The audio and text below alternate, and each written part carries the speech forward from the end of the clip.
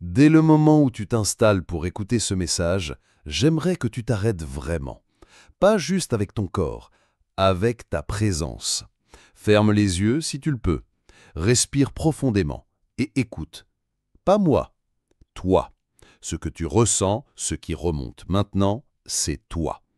Tu n'es pas une tâche à accomplir, ni un agenda à remplir. Tu es un être complet, vibrant, imparfait, mais vivant. Avec tes doutes, tes élans, tes regrets, tes espoirs parfois silencieux. Tu n'es pas une machine, tu es une étincelle consciente dans le chaos du monde. Alors, pourquoi vis-tu comme une machine? Pourquoi fonces-tu chaque jour sans t'arrêter pour te regarder, pour te demander si ce que tu fais t'élève ou t'épuise? Prends ce moment, comme une bulle, un salon imaginaire, une pièce calme, baignée d'une lumière chaude. Pas d'écran, pas de bruit, juste toi, ici. C'est là que tout commence. Tu es ici parce que quelque chose t'appelle. Tu n'es pas là par hasard, tu as peut-être cliqué machinalement, mais ton cœur, lui, sait. Il sait que tu veux autre chose. Peut-être tu n'arrives pas encore à le dire avec des mots, mais ce que tu ressens, c'est cet élan vers un plus grand toi. Tu l'as senti, non? Ce moment où tu te dis « je pourrais faire plus, être plus, donner plus ». Et pourtant, tu retombes dans l'inaction, ou pire, dans l'oubli. Tu as déjà essayé, tu t'es fixé des objectifs, tu as téléchargé des applis, acheté des carnets, regardé des vidéos motivantes, et puis tu es retombé. Pas parce que tu es faible, mais parce que tu es humain. Tu sais ce qu'il faudrait faire, mais tu ne le fais pas. C'est ça le paradoxe. Tu connais le goût de l'effort, tu l'as déjà senti, mais l'effort, lui, ne vient pas naturellement. La distraction, elle, est une sirène douce. Elle te chuchote « Tu le feras demain, repose-toi un peu. Ce n'est pas grave aujourd'hui. » Et tu l'écoutes, parce qu'elle est séduisante, parce qu'elle est confortable, et parce que parfois elle ressemble à du repos. Mais ce n'est pas du repos, c'est de l'évitement. Tu fuis un combat que tu es censé mener, et tu le sais. Un jour, sans prévenir, ce sera ta dernière journée. C'est dur à entendre peut-être, mais c'est une vérité que tu dois apprendre à aimer, parce qu'elle peut tout changer. Tu ne sais pas combien de jours il te reste, 10 000, 2000, 4, et pourtant tu vis comme si tu étais éternel. Tu gaspilles tes heures dans ce qui ne te nourrit pas. Regarde bien. Combien de fois as-tu perdu une journée entière sans rien bâtir, sans repos réel, sans création, sans amour, juste du rien? Imagine une dernière journée. Si tu savais que c'était aujourd'hui, que changerais-tu? À qui écrirais-tu? Que ferais-tu? Qu'arrêterais-tu? Les stoïciens de l'Antiquité avaient une règle simple mais puissante. Il y a deux catégories de choses dans ce monde, celles qui dépendent de toi et celles qui ne dépendent pas de toi. Tu ne peux pas contrôler la météo, ni l'économie, ni l'humeur des autres, mais tu peux contrôler ta réponse. Tu peux choisir ce que tu fais de ton énergie, de ton regard, de ton temps. Et pourtant, combien de fois te laisses-tu emporter par ce qui ne dépend pas de toi? Un retard, une critique, une injustice. Tu cries à l'injustice, tu te contractes, tu résistes, et tu perds ta paix. Mais si tu apprends à faire le tri, à poser ce qui n'est pas à toi, tu te libères. Libère ton esprit. Tu n'as pas à tout porter. Quand on dit discipline, beaucoup imaginent un colonel qui crie, un cadre rigide, une prison mentale. Mais la discipline, quand elle est choisie, est une des plus grandes formes de liberté. Elle est ta colonne vertébrale quand la motivation s'effondre.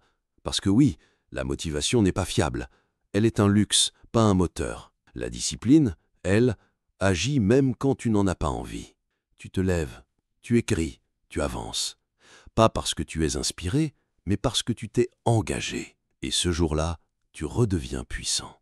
La plupart des gens cherchent une transformation soudaine, un grand déclic, une révélation brutale.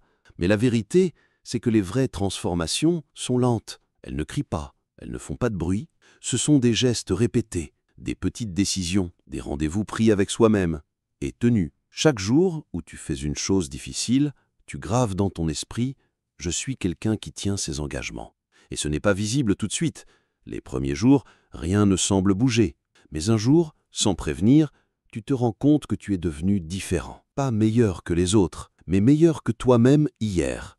Et c'est suffisant. Tu n'as pas besoin d'être un génie. Tu n'as pas besoin d'avoir du talent. Tu n'as pas besoin d'attendre le bon moment, ni la bonne version de toi. Tu as besoin de commencer et de continuer. Tu crois peut-être que tu n'es pas assez fort, pas assez discipliné, pas assez régulier. Mais qui t'a fait croire ça? Qui a planté en toi cette idée que tu étais trop faible ou pas fait pour ça? Peut-être une voix extérieure, peut-être la tienne. Mais tu peux la faire taire, pas en lui répondant, en agissant malgré elle. Le doute n'a jamais empêché un pas. C'est l'inaction qui alimente le doute. Aujourd'hui, on nous vend des résultats rapides. 10 kilos en 7 jours, devenir riche en 30 jours, apprendre une langue pendant ton sommeil. Mais la vérité, c'est que tout ce qui a de la valeur prend du temps. Un arbre ne pousse pas en une nuit. Un lien de confiance ne se crée pas en une heure. Un vrai changement ne se décrète pas, il se construit. La frustration vient de ce fossé entre ce qu'on veut et ce qu'on est prêt à faire. Alors choisis, veux-tu une illusion rapide ou une vérité profonde? Être stoïque, ce n'est pas être froid. Ce n'est pas rejeter les émotions, c'est savoir les accueillir sans les laisser nous dominer. Tu as le droit d'être triste, d'avoir peur, de te mettre en colère, mais tu as aussi le droit de ne pas te laisser conduire par cette émotion. Elle est un message, pas une commande. Tu peux respirer, observer, laisser passer et choisir ta réponse. Tu n'es pas un animal réactif, tu es un être humain capable de recul. Et ce recul, c'est là que naît ta puissance intérieure. Tout ce que tu viens d'écouter ne servira à rien si tu ne fais rien maintenant. Tu n'as pas besoin de tout révolutionner. Juste une chose, un acte. Écris ce que tu veux changer, mets une alarme. Change un objet de place pour y penser. Prends un rendez-vous avec toi-même. Pourquoi? Parce que le cerveau croit ce qu'il voit. Et ce qu'il voit, ce sont tes actions. Alors offre-lui un signe. Tu veux du changement? Alors commence à incarner ce changement. Pas demain, maintenant. Tu peux être discipliné, organisé, déterminé. Mais si tu n'as pas de sens, tu te perdras. Pourquoi fais-tu tout ça? Pour qui? Pourquoi? Le sens, ce n'est pas une phrase sur un post-it, c'est un feu, une direction. C'est ce que tu veux défendre, créer, offrir. Peut-être que c'est ta famille, peut-être ton art, peut-être une cause, une philosophie, une foi ou ta propre paix intérieure. Trouve-le, nourris-le. C'est ce feu-là qui éclairera tes matins difficiles. Quand la discipline vacille, le sens prend le relais. Tu as tenu jusqu'ici, tu n'as pas zappé, tu es resté, tu as résisté à la distraction. Et ça, déjà, c'est une victoire. Alors maintenant, pose-toi cette question simple. Qu'est-ce que je vais faire aujourd'hui pour ne pas oublier ce que je ressens maintenant? Peu importe l'ampleur, ce qui compte, c'est l'intention. Ne laisse pas ce moment s'éteindre. Alimente-le avec un geste, une décision, un engagement. Et si tu trébuches demain, recommence après-demain. Ce n'est pas une course, c'est une construction, pas à pas, jour après jour. Tu n'as pas besoin d'être parfait, tu dois juste être sincère et persévérer. Parce que tu mérites mieux que de passer ta vie à attendre d'être prêt. Tu es déjà prêt, tu as toujours été prêt. Il te manquait juste un rappel. Et ce message, c'était ce rappel. Quand tu décides de changer, tu perds parfois des gens. Pas forcément parce qu'ils sont mauvais, mais parce que ta transformation les dérange. Tu choisis l'effort, eux choisissent la facilité. Tu choisis l'introspection, eux préfèrent le bruit. Et alors ils se moquent. Ils disent « Tu te prends trop sérieux ». Ils jouent au philosophe. « La vie est courte, amuse-toi ». Mais ils ne comprennent pas que toi, justement, tu veux honorer la vie. Pas fuir, pas survivre, vivre, vraiment. Alors parfois, oui, tu te sens seul. Mais cette solitude n'est pas un désert. C'est une période d'éclosion. C'est le moment où tu apprends à être ton propre pilier. Et crois-moi, avec le temps, tu rencontreras d'autres comme toi. Des âmes engagées, silencieuses, déterminées. Peut-être même qu'en avançant, tu inspireras ceux qui se moquaient, pas par tes mots, par ton calme, par ta cohérence, par ta lumière. On ne parle pas assez de ça. La discipline financière, pas pour être riche, mais pour être libre. La plupart des gens vivent au bord du gouffre. Une facture, une panne, un imprévu, et tout s'effondre. Pourquoi? parce qu'ils ont tout dépensé, parce qu'ils n'ont pas appris à différer la gratification, céder à chaque envie, acheter sur un coup de tête, suivre chaque tendance. Ce n'est pas vivre, c'est s'attacher des chaînes dorées. La discipline, c'est mettre de côté, même un petit peu. C'est prévoir, c'est refuser un plaisir immédiat pour un choix plus grand demain. C'est ne pas dépendre d'un patron, d'un prêt, d'une promotion. Et quand tu maîtrises ton rapport à l'argent, tu ne vis plus en stress. Tu choisis. Tu avances avec solidité. C'est une force tranquille que peu de gens cultivent, mais qui change tout.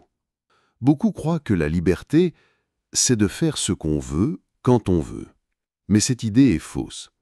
Parce que si tu fais tout ce que tu veux, tu deviens l'esclave de tes envies.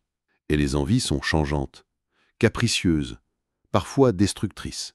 La vraie liberté, elle, est intérieure. C'est la capacité de te tenir debout, même quand tout vacille, de dire non à une impulsion, de dire oui à un effort, de garder ton calme, de suivre un cap, même quand la tempête souffle. Tu n'as plus besoin que tout autour de toi soit parfait, parce que à l'intérieur, tu es ancré. Tu n'es plus réactif, tu es maître de toi. Et cette liberté-là, ce n'est pas le monde qui peut te l'offrir, c'est toi qui l'as construit. Jour après jour, acte après acte, avec ta rigueur, avec ton honnêteté, avec ta discipline. La discipline ne veut pas dire courir jusqu'à l'épuisement. Ce n'est pas ignorer ton corps. Ce n'est pas négliger ton cœur. La vraie discipline, c'est quand s'arrêter. Parce que tout organisme qui donne a aussi besoin de recevoir. Tu n'es pas un robot. Tu n'es pas un soldat en guerre contre toi-même. Tu es un humain. Et tu as besoin de repos, mais pas n'importe lequel. Pas celui qu'on prend en fuyant sur les écrans. Pas celui qui finit par te vider au lieu de te remplir. Non. Je parle du repos choisi. Celui que tu décides, comme une offrande à ton propre équilibre. Un moment de silence. Une marche. Une respiration. Un sommeil respecté. Une déconnexion sans culpabilité. Parce que le vrai repos n'est pas une fuite, c'est une préparation, une régénération, un moyen de revenir plus centré, plus ancré, plus présent. Le monde te pousse à consommer ton énergie jusqu'à l'os. Résiste. Réapprends à t'arrêter, à te ressourcer. C'est dans le calme que germent les plus grandes idées. Tu crois peut-être que ton éducation est finie, que l'école est derrière toi, que tu sais suffisamment. Mais ce serait te priver d'une des plus grandes disciplines de la vie. Apprendre, encore, toujours. L'auto-éducation, ce n'est pas retourner à l'école, c'est devenir élève de ta propre évolution. C'est choisir d'apprendre une langue, un art, une compétence, comprendre les finances, la psychologie, la philosophie, ton propre corps. Aujourd'hui, la connaissance est partout. Elle est gratuite, disponible, abondante. Et pourtant, combien de gens passent leur soirée à scroller dans le vide? Tu n'as pas besoin d'étudier 5 heures par jour. Tu as juste besoin de faire de l'apprentissage un rendez-vous sacré. 15 minutes par jour. Un podcast, une vidéo, un chapitre. Ce petit rituel, s'il est répété, peut changer ta perspective, t'offrir des outils, t'ouvrir des portes, te redonner confiance. Et surtout, il t'apprend la rigueur, la patience et l'humilité. Le stoïcien ne cesse jamais de chercher à mieux vivre. Et le savoir, lorsqu'il est relié à un but, devient une arme douce, un levier pour la liberté. Il y aura des jours où tu tomberas, c'est inévitable. Tu rateras ton objectif, tu perdras le fil, tu céderas à la distraction, tu remettras à demain et tu douteras. Est-ce que ça vaut la peine? Est-ce que je suis sur la bonne voie? Et si j'avais tort? Le doute n'est pas un ennemi, il est un enseignant. Il te pousse à vérifier tes fondations, à examiner tes véritables intentions, à ajuster ton cap. Ce n'est pas grave de changer de chemin. Ce qui compte, c'est de ne pas t'abandonner en chemin. Tu peux changer de direction, mais reste fidèle à ton désir d'évoluer. Et surtout, si tu tombes, reviens. Reviens doucement, sans colère. Reprends ton souffle. Reprends un pas. Ne laisse pas une chute devenir un abandon. Parce que ce qui construit la grandeur, ce n'est pas l'absence de faille. C'est la capacité à revenir encore et encore. Pas en héros, mais en être humain sincère. Le stoïcisme n'enseigne pas la perfection. Il enseigne la constance. Et cette constance est à ta portée. Il y a une forme de discipline dont on parle peu, parce qu'elle ne se voit pas. Ce n'est pas se lever tôt, ni manger sain, ni s'entraîner tous les jours. C'est plus subtil, plus intérieur. C'est la discipline de l'honnêteté envers soi-même. Se regarder sans filtre, sans masque, sans justification. Qu'est-ce que j'ai fait aujourd'hui? Est-ce que j'ai fui mes responsabilités? Qu'ai-je laissé passer sans oser le nommer? On aime se raconter des histoires. On maquille nos excuses. On enjolive nos efforts. On minimise nos lâchetés. Mais le changement ne commence que lorsqu'on ose dire la vérité, pas aux autres, à soi-même. Et cette vérité n'a pas besoin d'être violente. Elle peut être douce, mais claire. Oui, j'ai procrastiné. Oui, j'ai abandonné. Mais je le vois et je choisis de me reprendre. C'est cette lucidité, humble, désarmée, qui t'offre la possibilité de recommencer proprement, sans illusion, sans fierté excessive, avec sincérité. Et c'est elle, cette sincérité, qui rend la discipline humaine, vivante, profonde. Il y a un outil simple, ancien, presque oublié, mais il transforme des vies entières. Un carnet, un stylo, un moment pour écrire. Ce que tu ressens, ce que tu fais, ce que tu rates, ce que tu réussis, ce que tu veux garder, ce que tu veux laisser. Ce n'est pas pour publier, ce n'est pas pour être lu, c'est pour voir. Voir ta trajectoire, voir ton évolution, voir tes angles morts. Chaque phrase devient un miroir. Chaque page, une trace de ton chemin. Écrire, c'est poser un repère. C'est créer une mémoire. C'est rendre concret ce qui était flou. Et quand tu doutes, tu peux relire. Tu verras alors que tu n'as pas fait que tourner en rond. Tu avances, même si c'est lent, même si parfois tu reviens en arrière. Tenir un journal, c'est tenir ta propre main quand tu as l'impression de perdre l'équilibre. Et jour après jour, ligne après ligne, tu façonnes ton propre récit, ta propre vérité. À ce stade, tu as peut-être appliqué des méthodes, des principes, des habitudes. Tu t'es levé plus tôt. Tu as agi malgré le doute. Tu as repris ta route après chaque chute. Et c'est magnifique. Mais il y a une question à ne jamais oublier. Pourquoi? Pourquoi fais-tu tout ça? Pourquoi t'imposes-tu ces efforts, ces choix, cette rigueur? Tu dois te rappeler que la discipline n'est jamais une fin. C'est un moyen de devenir quelqu'un. Quelqu'un de plus fort, de plus apaisé, de plus digne, de plus présent. Quelqu'un qui peut aimer plus profondément, créer avec plus de cœur, aider avec plus de constance. Le sens, c'est ta boussole. C'est ce qui transforme la fatigue en fierté, la routine en rituel, le chemin en mission. Sans sens, la discipline devient un esclavage. Avec un sens profond, elle devient une offrande. Alors si tu ressens ce feu en toi, cette envie de bâtir, de t'élever, d'être utile, de t'accomplir, c'est là que tu dois retourner à chaque fois que c'est dur. Parce que le sens n'est pas juste une idée, c'est la source. Et tu peux y boire aussi souvent que nécessaire. Tu n'as pas besoin d'un plan parfait. Tu n'as pas besoin de savoir tout ce qui t'attend. Tu as juste besoin d'un premier pas, un tout petit, un geste symbolique, un changement minime. Changer ton fond d'écran, coller un mot sur ton miroir, éteindre ton téléphone 10 minutes plus tôt ce soir, te lever 5 minutes plus tôt demain. Ce n'est pas grand-chose, mais c'est le début de tout. Parce qu'à partir du moment où tu fais ce geste, tu ne te racontes plus d'histoire. Tu agis. Et c'est ça la vraie révolution. Chaque jour où tu agis, tu renais, pas forcément aux yeux des autres, mais aux tiens. Tu te montres que tu es capable, tu reconstruis ta parole, tu redeviens crédible, avec toi-même. Et il n'y a pas de plus grande puissance que de croire de nouveau en toi, pas parce que tu es parfait, mais parce que tu es constant. Et la constance, c'est de l'amour pour ta propre évolution. Chaque fois que tu fais ce que tu t'es promis de faire, tu plantes une graine. Et même si tu ne vois pas tout de suite les fruits, tu peux être sûr que quelque chose grandit.